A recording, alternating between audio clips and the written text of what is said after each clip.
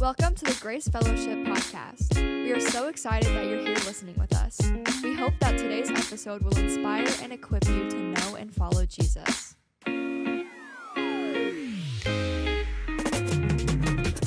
Chris kicked off the new series called The Ride yesterday. And hey, let me just say that bumper video, I know. how cool was that? It was awesome. Our team did amazing. Z behind the camera even right now.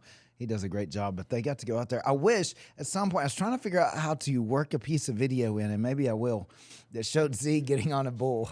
Why didn't you put that in there? I want to show that so bad, but maybe next week. I didn't have enough time. They even had me cut 5 minutes after the first service because of so many baptisms. So, oh, wow. Yeah. It's one of those things. But So let's talk about that, man.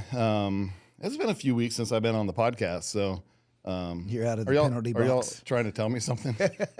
But yeah, the last couple of weeks have been really exciting here at Grace. And so obviously we had Easter weekend and rain dampened some of our plans, but it didn't really dampen anything at all because we ended up with, you said yesterday, you were gracious. You did not use pastor math yesterday when you said this, but you said we had over 5,600. Yeah. I said almost 5,700 because that's way more pastoral.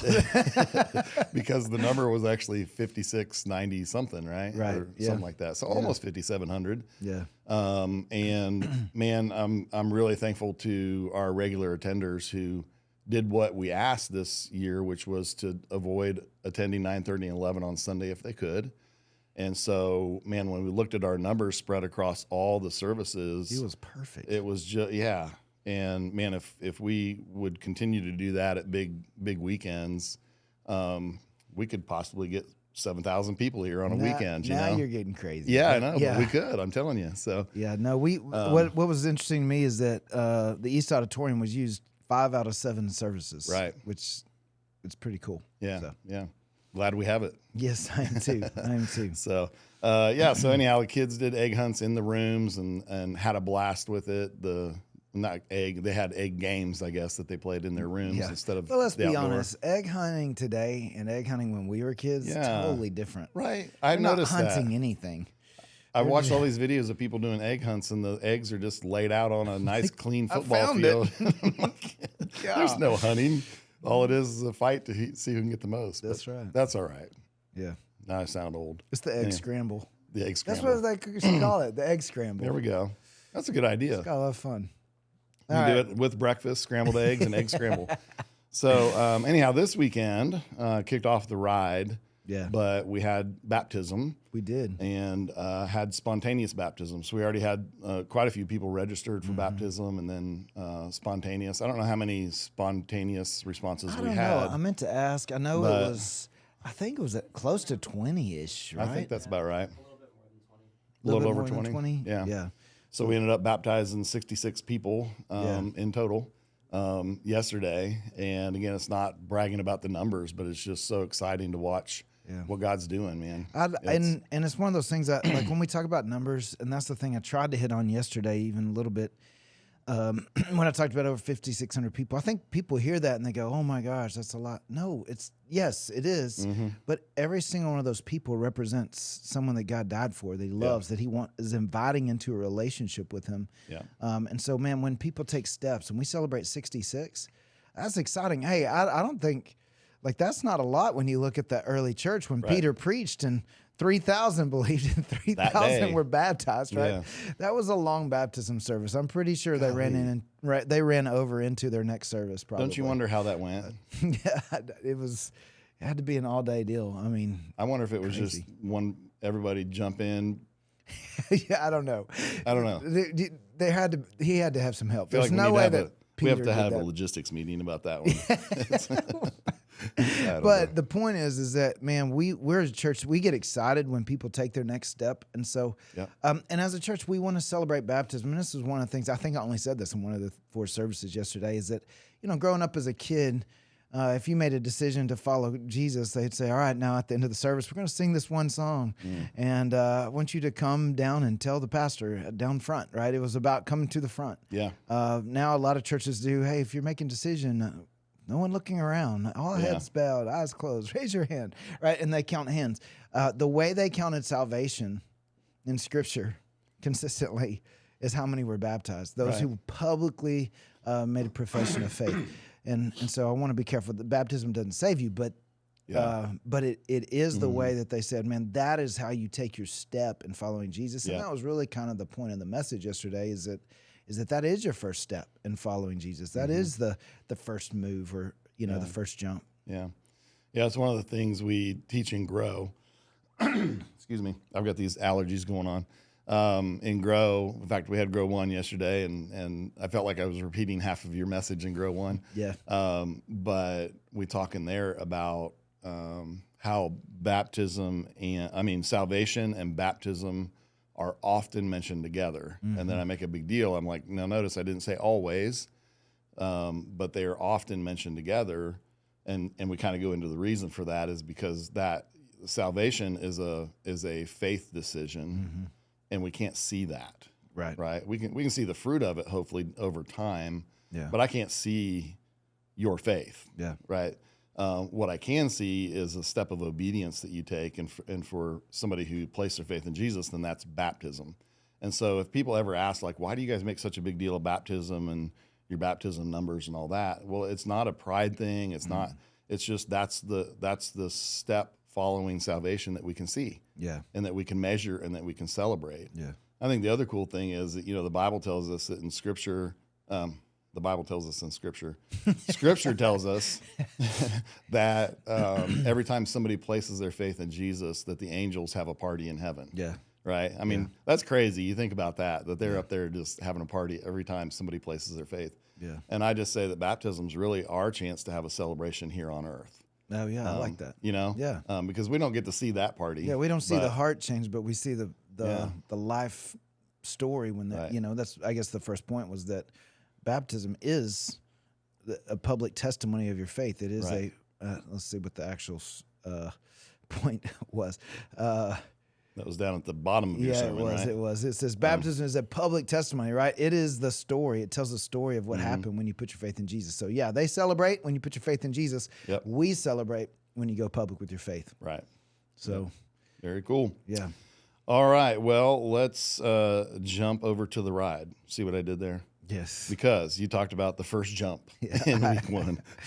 So why did we, so obviously this is the analogy around this is around rodeo, but even more specifically around bull riding, this series. And so we talked about first jump. Now, why did you make it? What is it about the first jump that tied into this? In bull riding, and actually, once again, I could have gone deeper into this because I enjoy the sport and like watching it. But what's interesting is a lot of times those cowboys, as they're getting ready, the bull riders are getting ready in the chute, they'll redo the rope several times. They'll the bull starts moving. They're going to want to position themselves, and they'll end up. They've actually now put them on a timer that once the guy who's at the chute.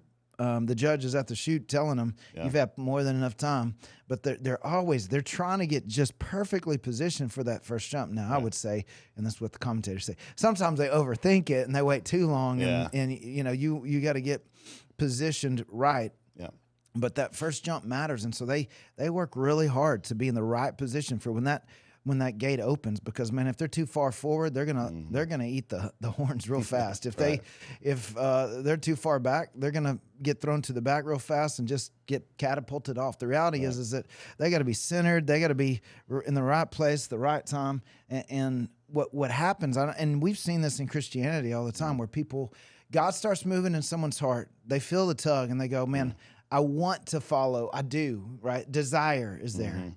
But the decision to go all in is lacking, and it goes a lot along with those 3 things that Jesus mentioned in the cost. Yeah, it's the wanting the comfort, right? Yeah, it feels uncomfortable to step out there. Yeah. Jesus is calling you out of that.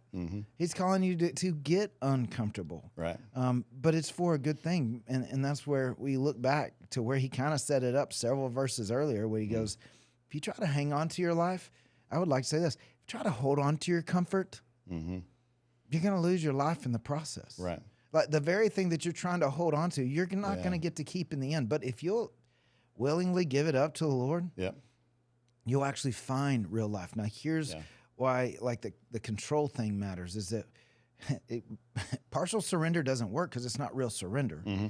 And the only way to experience the full life is to go fully in. You don't get partial of the full. You don't get a taste of the full life going partially in. Does that make sense? The only way is to go all in. And so that really, but that's why when you go, man, I'm ready to go. Mm-hmm. That first jump, that first move of saying, man, I'm all in. But one of the things that you'll see happen every now and then is sometimes the bull riders will actually get a little bit, I don't know if it's nervous or they don't feel like they're in the right place, and they'll hold on to that gate a little too long, and it takes them off center, literally from the start. Yeah. They won't even make it 2 seconds sometimes. Right. And so, the same thing happens a lot of times. And we see this, as a student pastor, I saw this at camp several times. Students will go and they have a mountaintop experience, which, by the way, I love. I think it's amazing for kids to have that, because even if they come back and maybe some things don't stick, at least they have that moment where they can look back in life and go, no, God is real. I experienced him in that moment.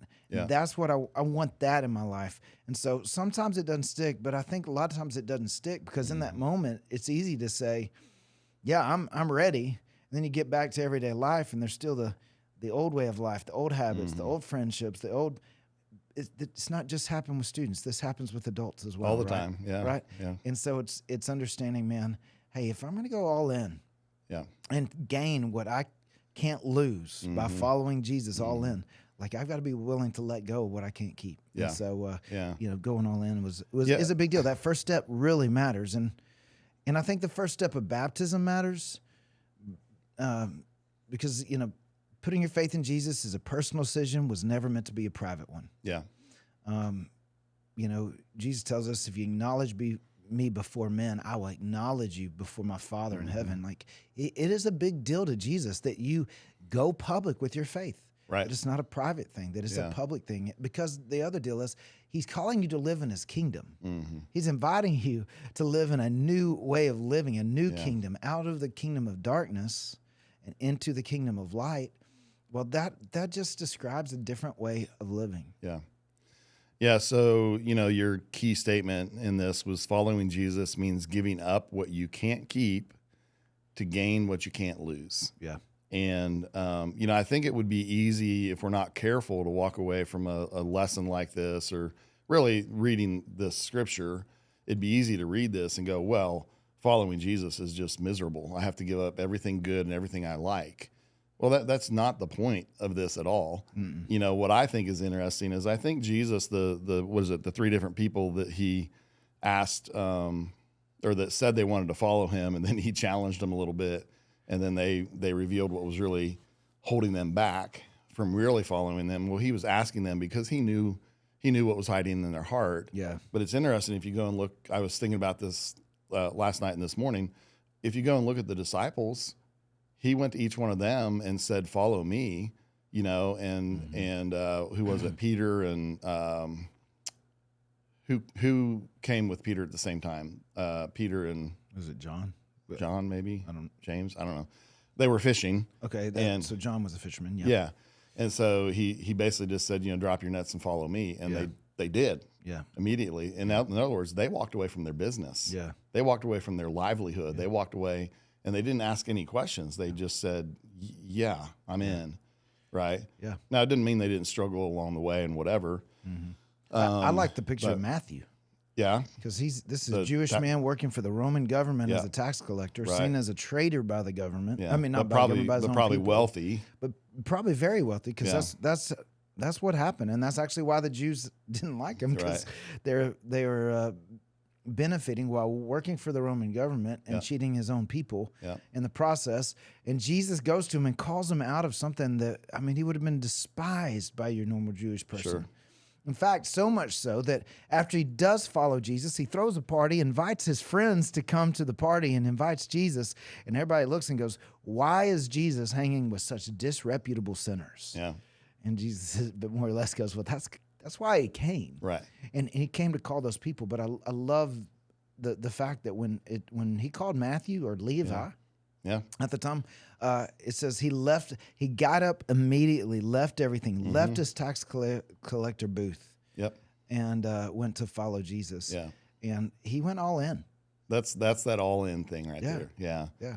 And so he's, and in this passage, he's talking to people who in their heart, they like the glamour because they were looking at Jesus that did these miracles and he taught with authority and was this pretty charismatic guy. Yeah. And they're thinking, I want to be part of that. And then it was like, well, come on, let's go, follow me. And they're like, well, wait, first I need to take care of this. First I want to do that. Hey, I still want to.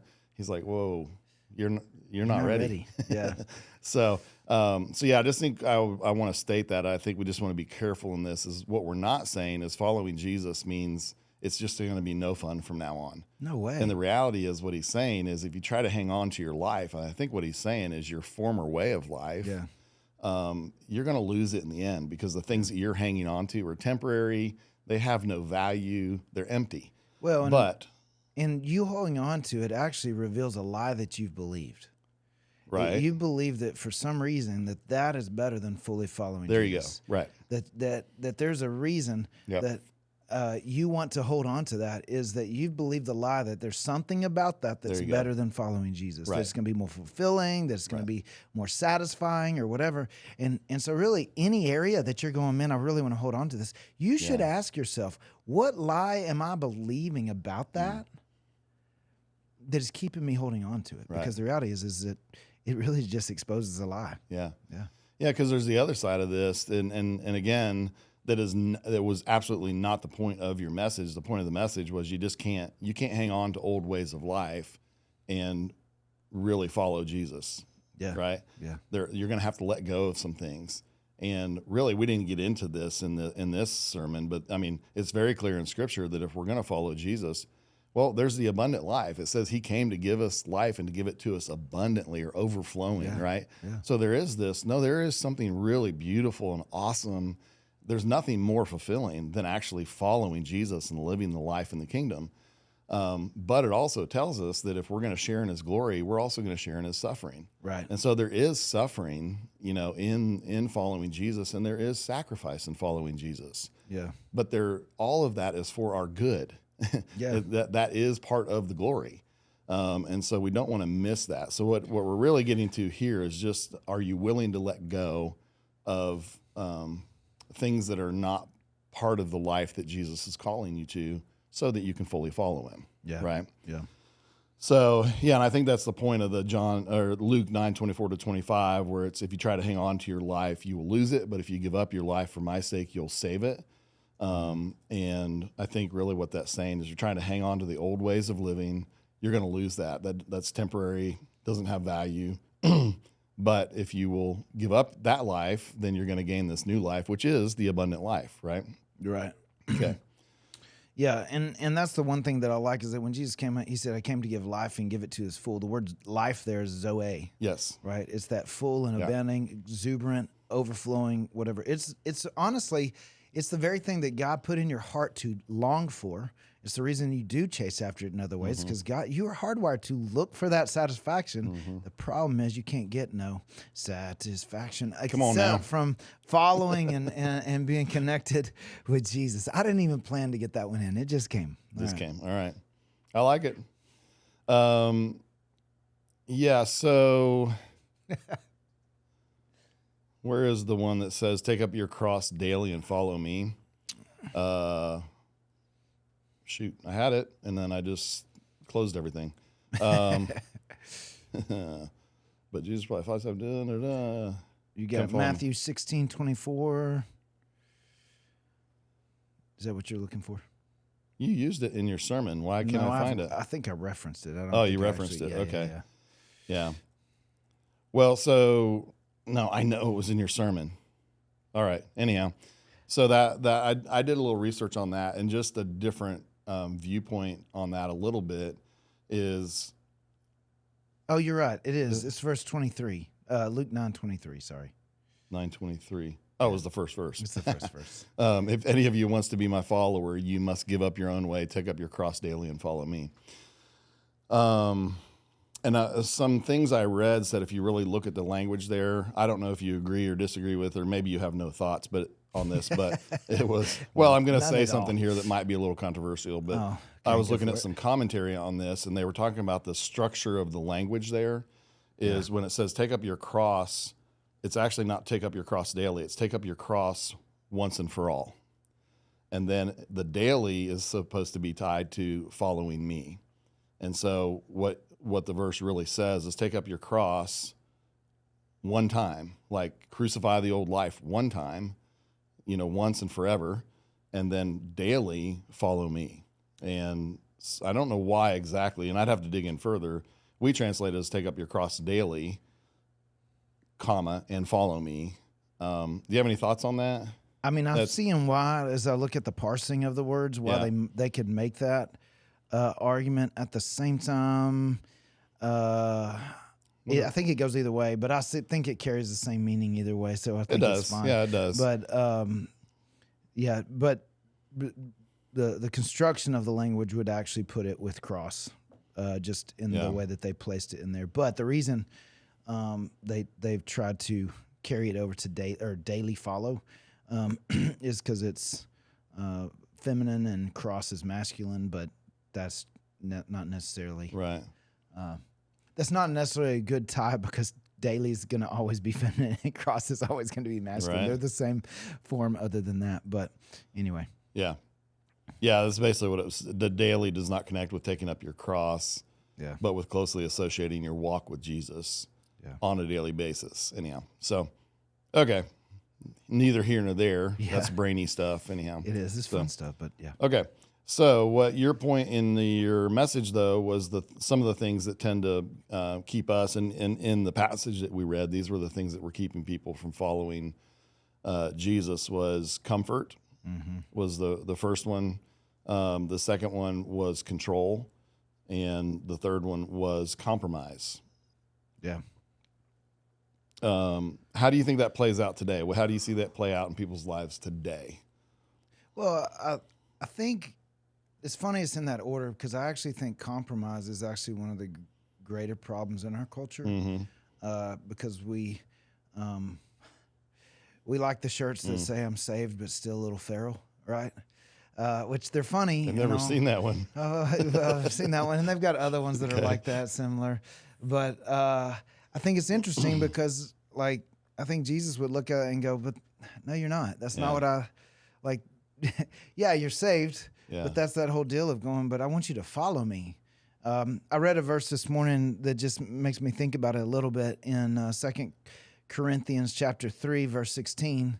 It says, but whenever someone turns to the Lord, the veil is taken away. This inability to see God and experience God in a personal way. The veil is taken away.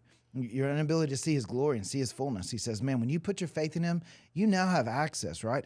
And he says, for the Lord is spirit, and wherever the spirit of the Lord is, there is freedom. Like you enter into a freedom to experience God. Yeah. And he says, so all of us who have had that veil removed can see and reflect the glory of the Lord. I love that. You can see now, but also reflect the glory of the Lord. Yeah. That is the goal. That's the purpose. And then he says, and the Lord, who is spirit, so Holy Spirit in you, makes us more and more like him as we are changed into his glorious image.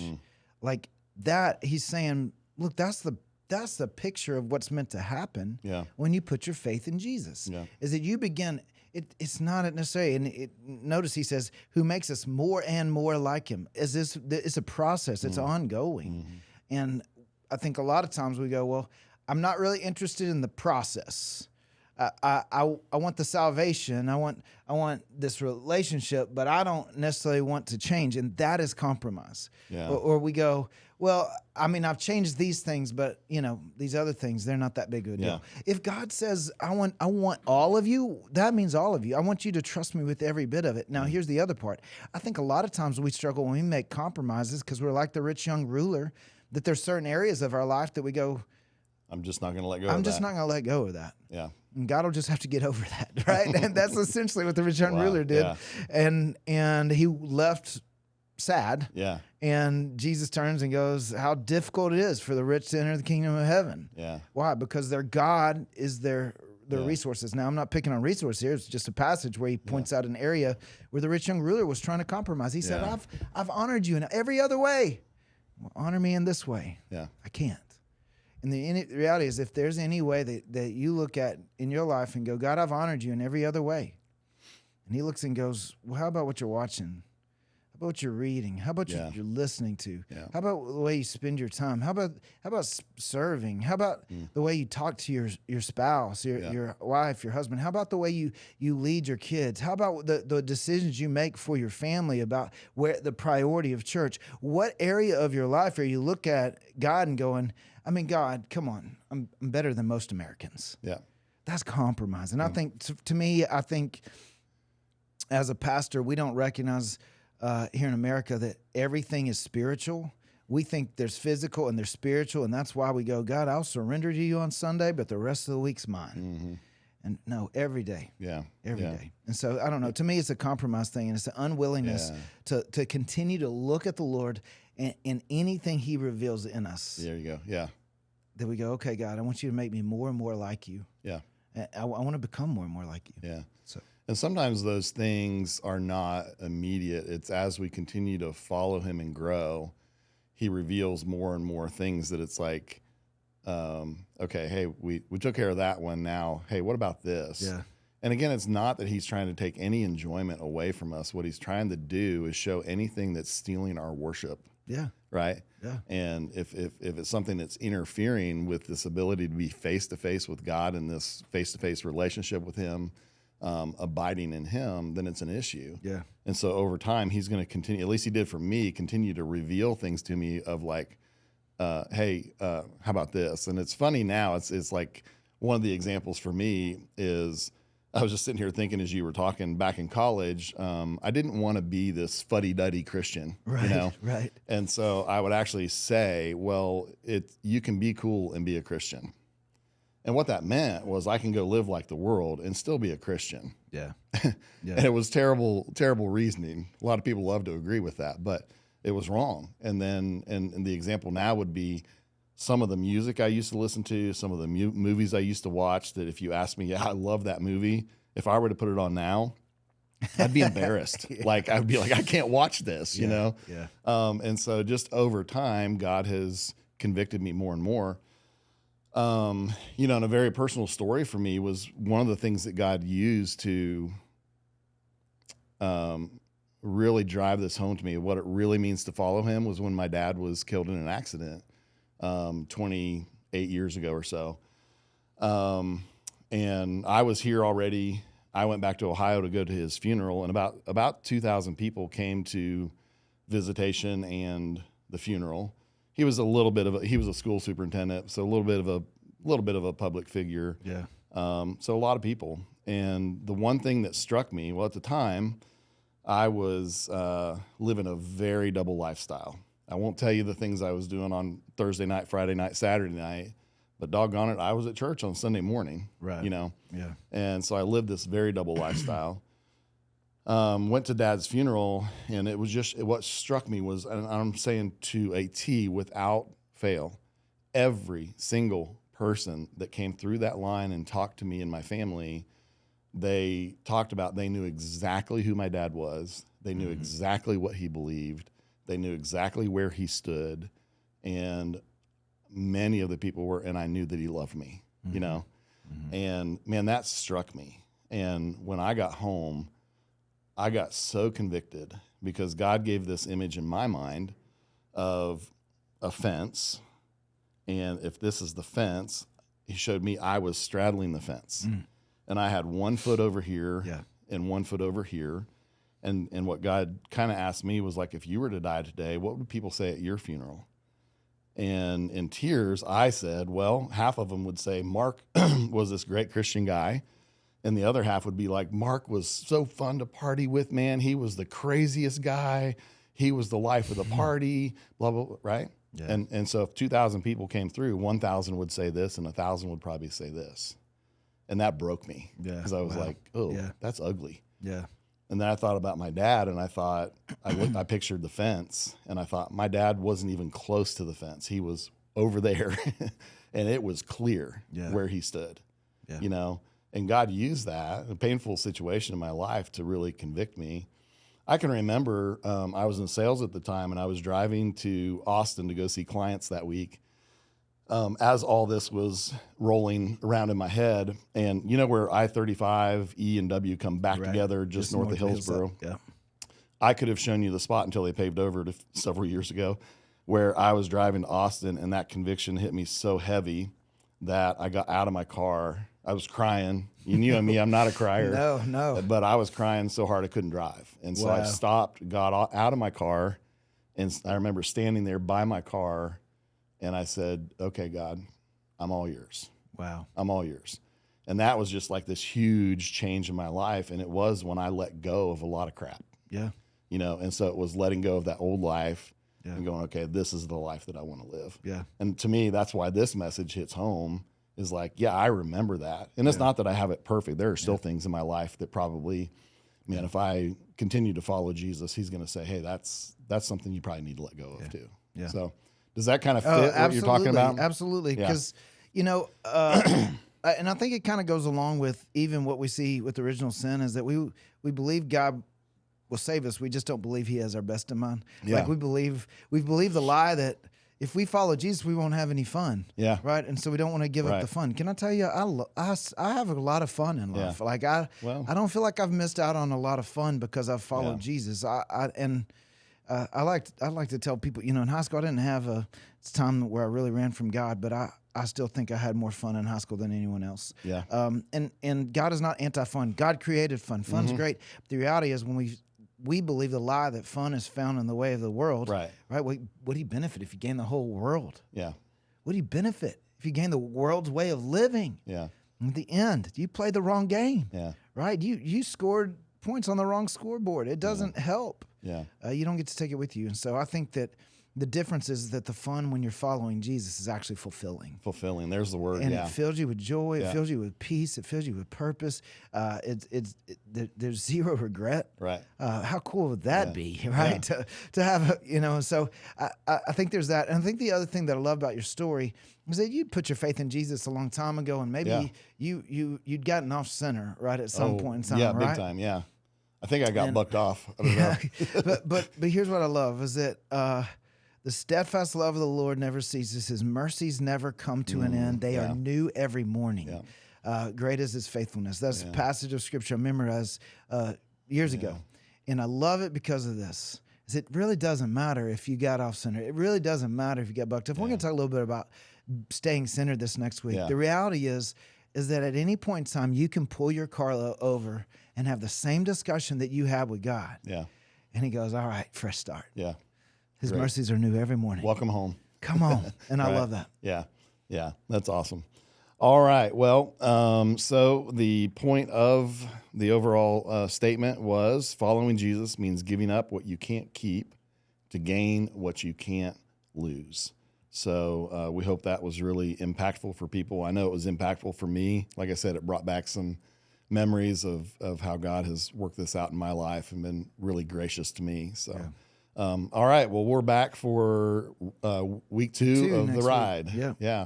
Hey, and by the way, I think you mentioned yesterday, we're giving away some custom Grace Fellowship belt buckles. Man, they look so cool. I want one. Yeah. I was like, dadgummit. And so like this week, we're going to announce like how that's going to happen, right? Yes, we're going to announce. I think there's going to be maybe some social posts about it. Yeah, we'll show them on the social media posts that come out this week, and then we'll actually show them in service and talk about them a little bit more. We were really crunched on time this week because we had a lot to celebrate. And what a great opportunity. Yeah.